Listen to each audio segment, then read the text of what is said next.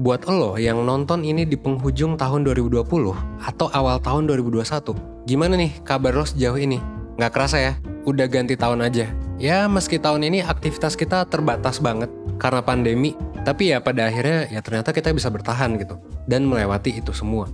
So meskipun banyak banget hal negatif yang terjadi, mungkin di sini gue mau ngajak banyak dari kita yang udah usaha untuk mengapresiasi diri kita sendiri, untuk berterima kasih kepada diri kita. Kenapa? Ya karena kita berhasil gitu melewati tahun yang cukup berat gitu, yang berat banget ini. Tapi mungkin beberapa dari kita nih masih susah buat sekedar ngucapin selamat gitu atau terima kasih ke diri sendiri. Dan tentu ini dipengaruhi oleh berbagai macam hal ya. Biasanya sih hal-hal atau pikiran yang negatif. Entah itu resolusi tahun 2020 yang mungkin belum berhasil kita raih. Atau mungkin juga berbagai kejadian lain. Contoh, misal kita yang udah apply kerja sana-sini gitu ya, tapi belum keterima. Well, tapi nggak apa-apa. Kalau lo ngerasain hal tadi, ya itu wajar ya adanya. Apalagi di major life event ini, ya pandemi gitu ya. Dan well, gue juga mau ngabarin bahwa saat ini, ya lo sedang ada di video yang tepat gitu. Kalau misalnya lo ngerasain hal-hal tadi. Kenapa? Karena gue bakal ngebahas di video ini tentang gimana cara apresiasi ke diri sendiri. Gimana caranya berterima kasih ke diri sendiri. Mulai dari kenapa lo perlu melakukannya, sampai dengan tips dan trik praktis terkait gimana cara ngelakuinnya.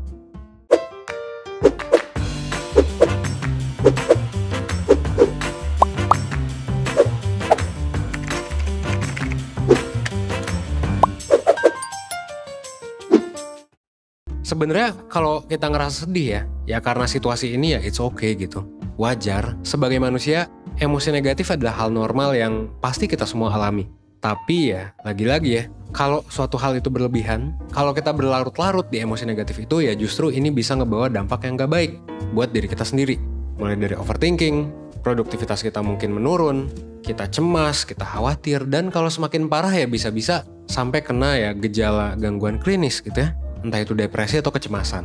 Seringkali sebagai manusia kadang kita suka lupa kalau kita juga punya kekurangan dan rentan juga buat mengalami kegagalan. Belum lagi ketika kita mengalami kegagalan ya kita cenderung malah jadi ngejudge diri kita sendiri gitu.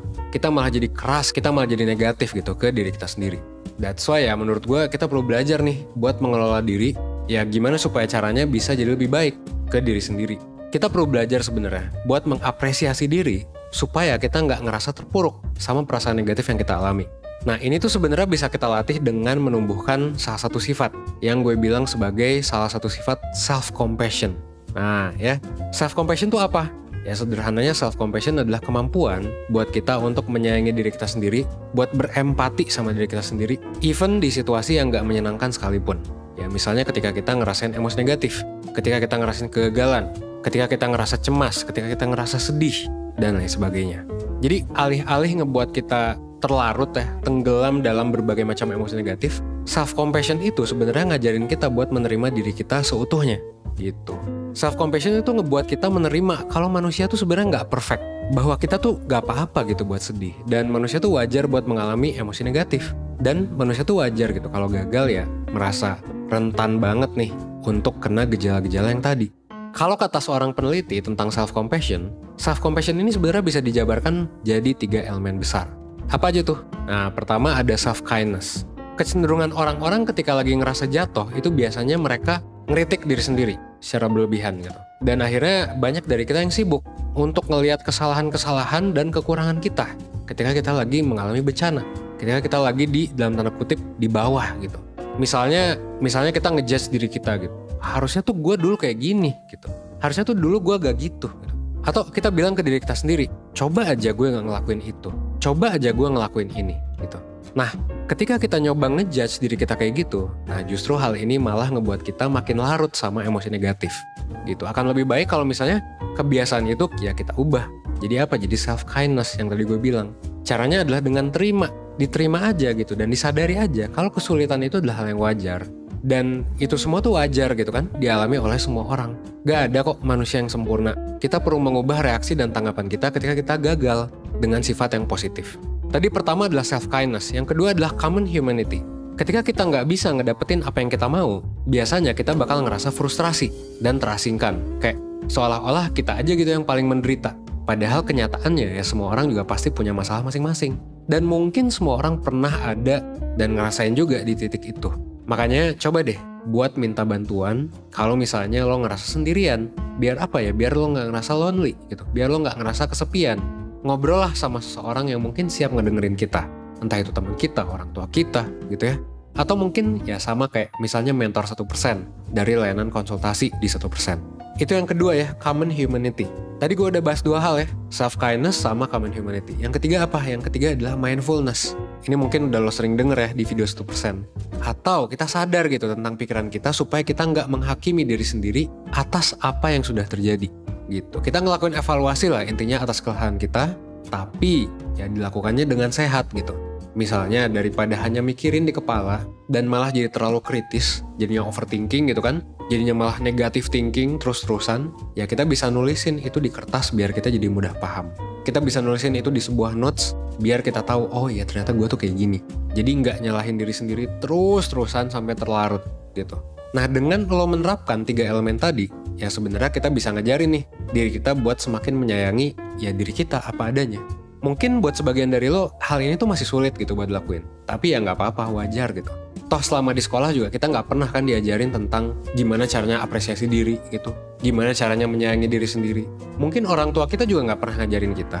Jadi ya lo baru tahu sekarang ketika lo ketemu sama 1%. But that's okay. Ya itulah alasan kenapa kita ada gitu kan. Kenapa 1% ada ya karena kita pengen ngajarin ke lo hal-hal penting dalam kehidupan supaya lo bisa hidup seutuhnya yang mungkin hal-hal penting itu memang tidak pernah atau jarang banget lo pelajari di sekolah maupun di rumah. So it's okay, kita bisa nih ngelatih self-compassion kita, mulai dari langkah kecil dulu aja. Ya tadi ya, balik lagi, mulai aja coba apresiasi hal-hal simple yang pernah lo lakuin. Kayak misalnya tadi, lo keren lo sebenarnya masih bisa survive di tahun 2020 ini. Dan kalau lo ngerasa lo nggak keren-keren banget, ya sebenarnya bisa aja kan kita evaluasi dan kita tingkatin di tahun 2021. Nah buat lo yang mungkin belum pernah nyoba self-compassion mungkin agak sulit ya, agak cringe gitu. Ngapain sih? Ya tapi nggak apa-apa. Coba aja pelan-pelan, nggak apa-apa karena semuanya memang butuh proses. Ya sama kayak nama 1% ya. Kenapa nama kita 1%? Karena kita percaya gitu. Bahwa proses untuk menjadi lebih baik ya nggak apa-apa dikit-dikit. At least 1% aja setiap harinya. Nah kalau misalnya lo udah usaha tapi misalnya masih buntu atau lo selalu terjebak terus-menerus gitu ya, mikirin soal kegagalan atau galau gitu soal masa depan, dan lo jadinya nggak usaha, lo jadinya kayak nggak produktif, nggak gerak-gerak. Kalau misalnya udah kayak gitu sih, ya coba aja sih. Kayak yang tadi gue bilang ya, coba aja curhat ke temen, coba aja minta feedback ke temen gitu. Atau ke orang tua, atau ke orang terdekat lo, pasangan gitu kan.